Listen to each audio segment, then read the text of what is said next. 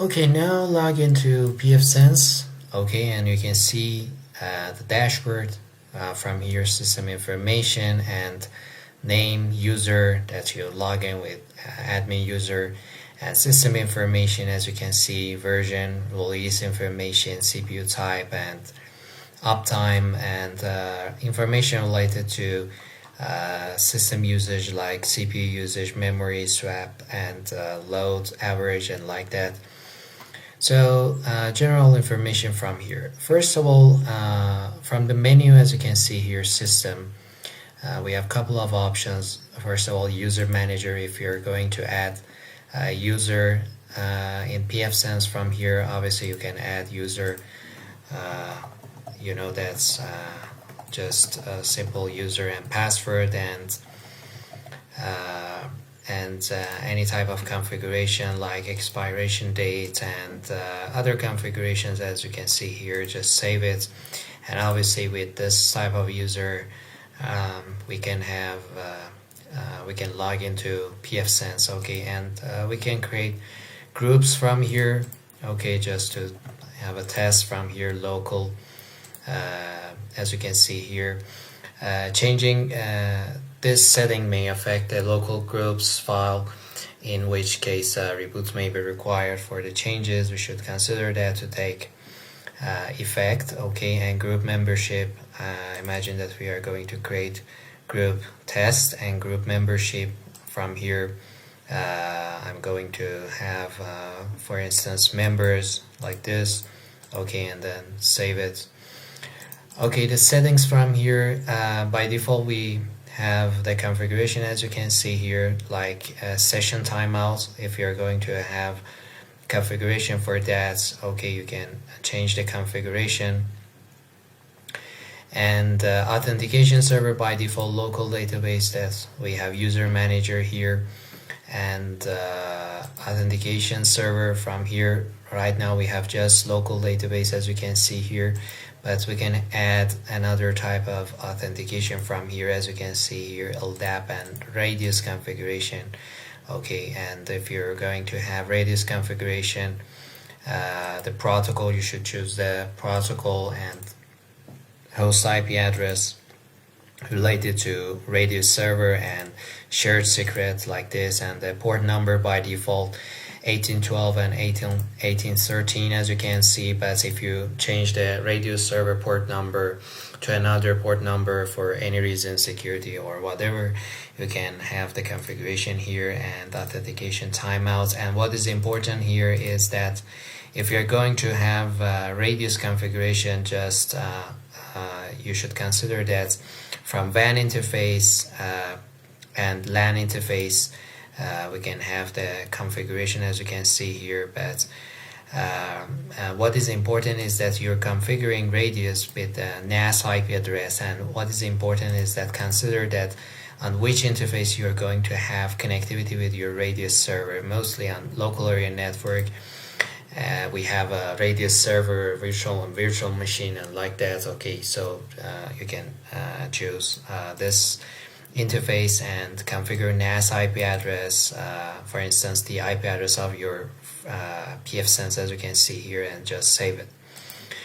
Okay, and we have another option, LDAP configuration, but you should know how to configure it. The IP address, the port number by default 389, as you can see here, and TCP standard communication. But the other configurations, as you can see here, we should know about the information related to LDAP to configure it.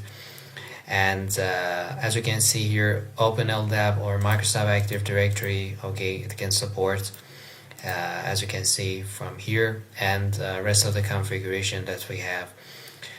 Mostly if you just search on the internet, if you're going to have Active Directory configuration, you'll find information related to that and how to troubleshoot. But mostly it's so simple with the configuration, as you can see here. Okay, after that, the update option that we have from here, and update setting, okay, you can check it from here. Current stable release, as you can see here, or disable the dashboard auto update check. But mostly we check the system update like this from here. current stable release, and you should wait for information, retrieving information, and right now as you can see it's up to date, and there's no problem with that.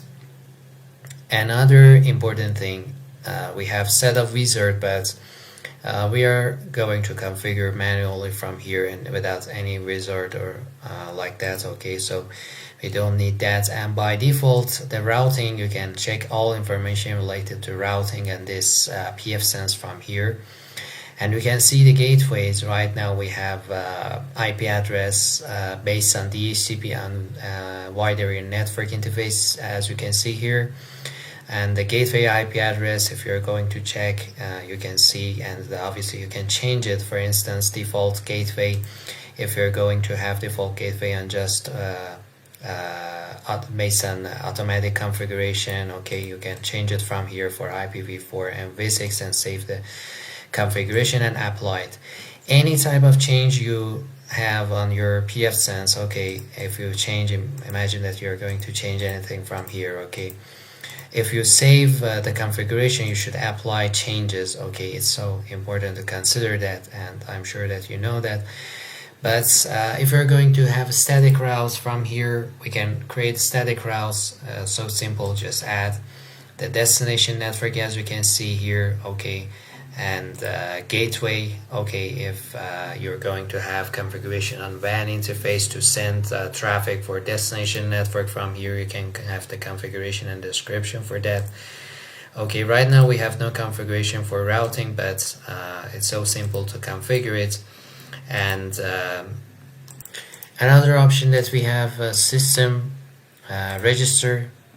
From here, if you have activation token, obviously you can enter your activation token here. It's related to pfSense Plus software. If you by purchasing an upgrade from the Netgate store, obviously you can have activation token, and you can check it from the link, as you can see here, upgrade link from here. And we have package manager, as you can see here. No packages currently installed by default, and available packages, wait for the packages, all packages, as you can see here. For any type of, it's most likely like a plugin. Okay, if you're going to have a sort of configuration for any type of service, obviously you can search here, and you can install it. For imagine that you're going to have iPerformance and HA proxy and any type of service that by default you have to install.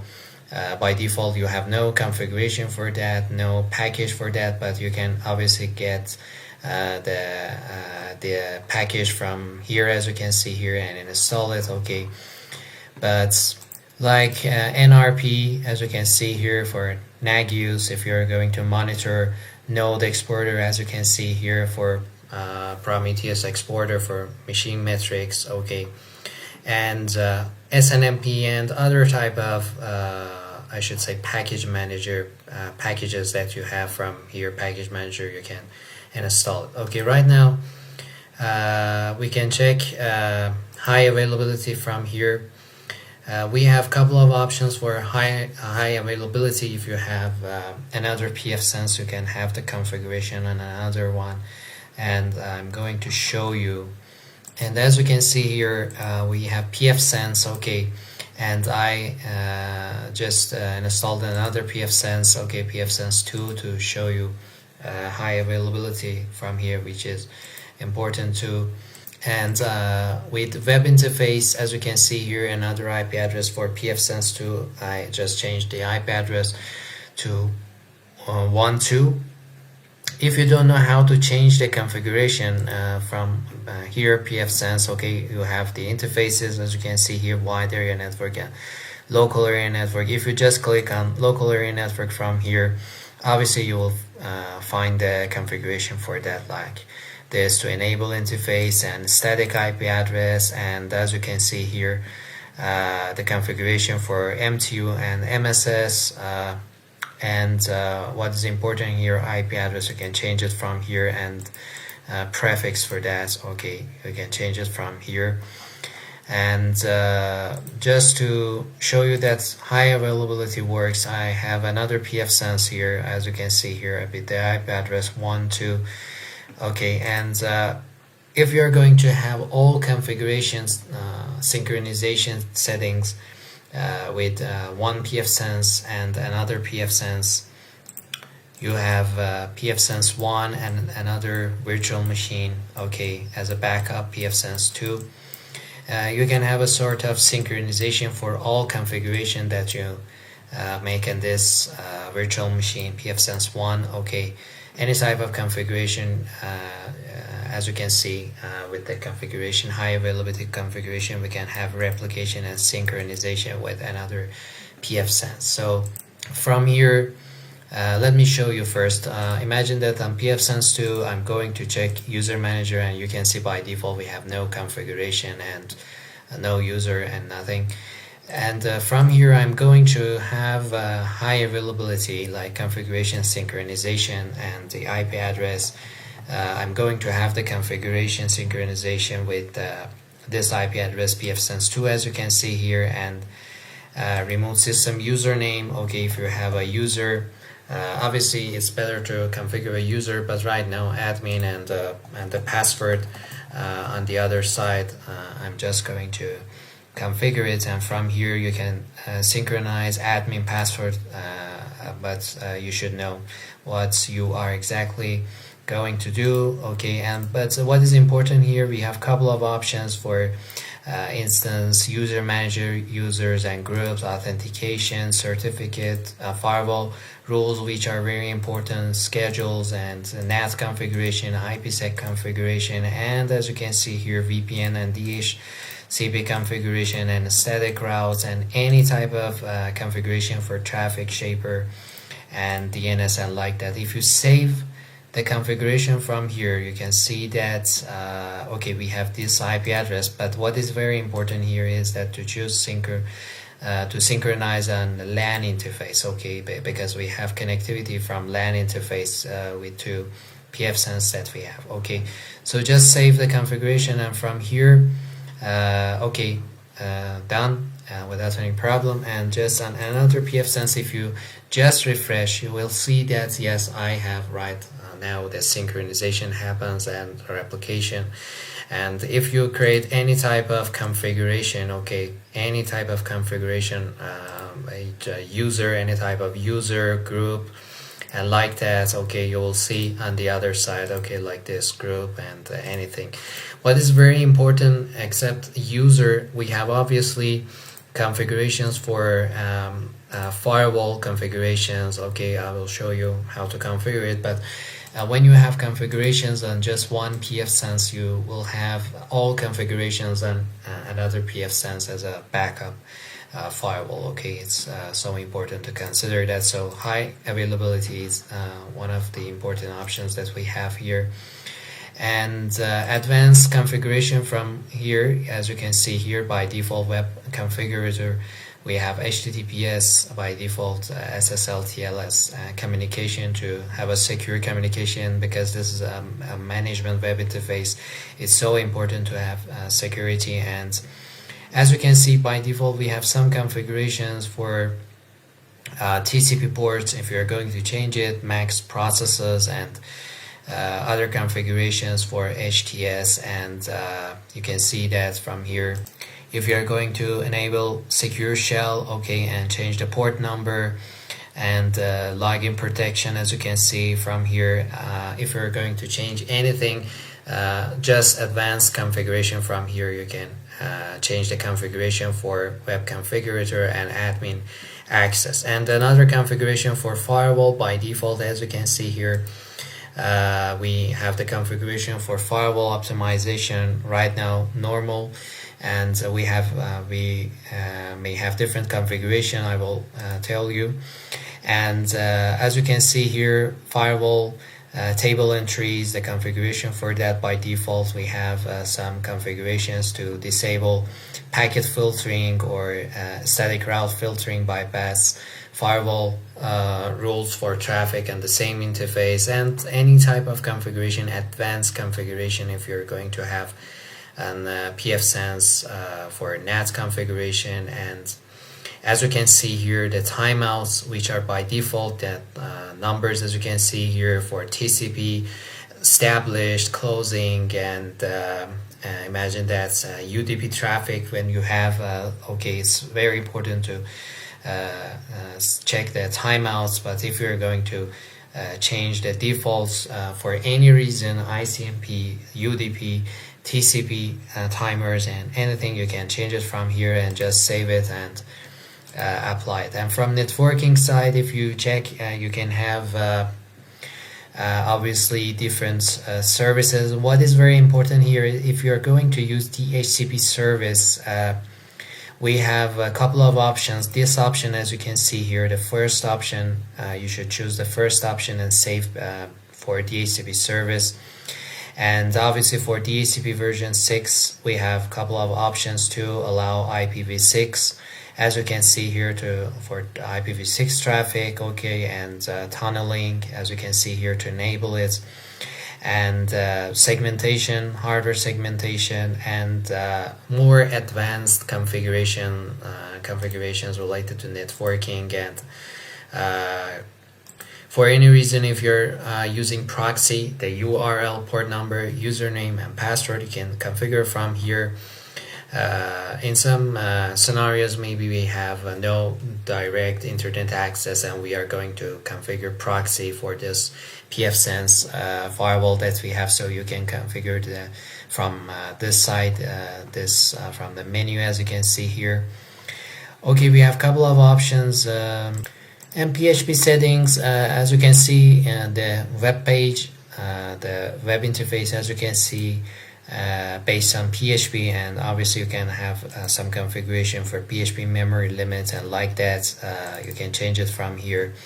If you have any problem with the web interface, you can change it from here and save it.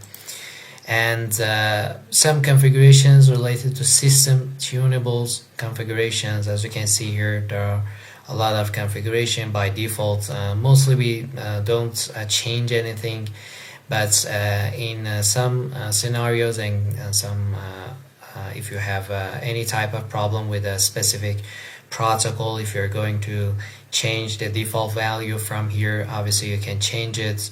Okay, as you can see here, so simple to change it from here. And instead of typing commands and Linux operating system, I should say FreeBSD, instead of typing commands, obviously you can change any type of configuration from here. And notification that we have, okay, from here to enable SMTP configuration, email server, and port number related to that, email address, and the configurations related to notification to send email. And you can configure it and test it from here.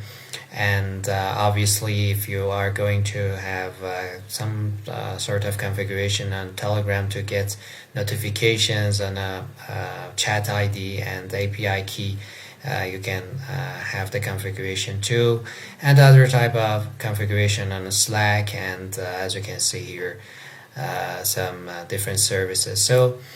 So simple, just general information and advanced configuration, as you can see here on pfSense.